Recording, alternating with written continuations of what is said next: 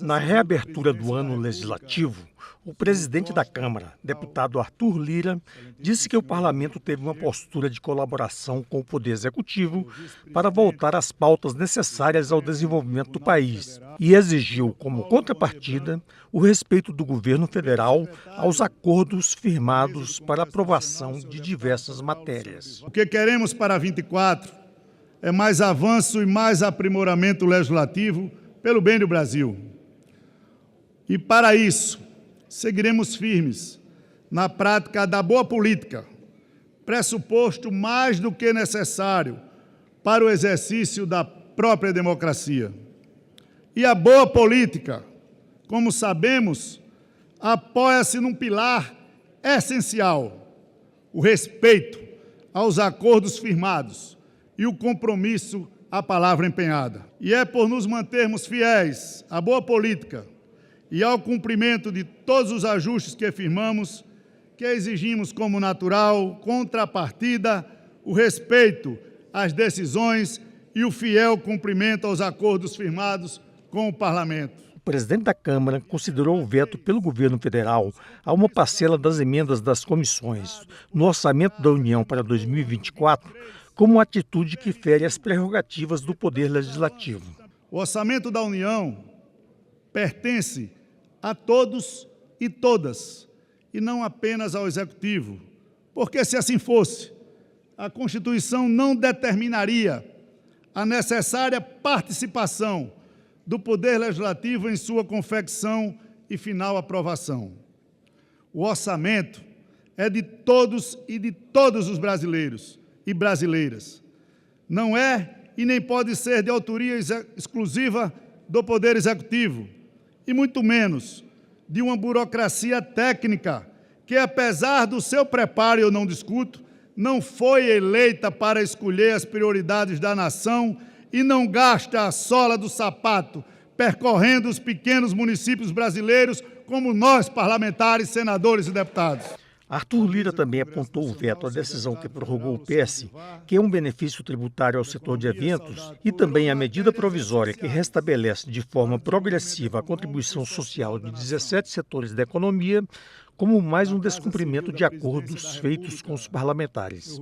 Conquistas como a desoneração e o PES, essencial para milhões de empregos de um setor devastado pela pandemia, se sustentam, não podem retroceder sem uma ampla discussão com este Parlamento. Vejam que não faltamos ao governo e esperamos da mesma forma reconhecimento, respeito e compromisso com a palavra dada. É uma cláusula pétrea do nosso dia a dia no Parlamento, que nos permitiu e permitirá construir uma lealdade interna firme e capaz de se reverter em tantos avanços. O líder do governo na Câmara, deputado José Guimarães, do PT do Ceará, ressaltou as realizações do primeiro ano de governo, mas apontou um problema na relação entre o presidente da Câmara e o ministro das Relações Institucionais, Alexandre Padilha. O nosso governo é um governo que cumpre compromisso, é um governo que entrega, é um governo que respeita muito a relação democrática entre o Legislativo e o Executivo. Nem o Executivo pode usurpar o poder do Legislativo e muito menos o Legislativo usurpar o poder do Executivo. Cada qual no seu cada qual. Nós não podemos, toda a sociedade brasileira sabe, e quem acompanha a mídia, está havendo um problema político da relação entre o presidente Lira e o ministro Padilha, e precisa buscar uma solução para isso, porque isso atrapalha, isso não é bom para a relação que sempre teve de muito respeito por parte do presidente Lula. Já o deputado Orlando Silva, do PCdoB de São Paulo, disse que o problema não é o ministro Alexandre Padilha. Ele defendeu que a solução deve envolver todo o governo.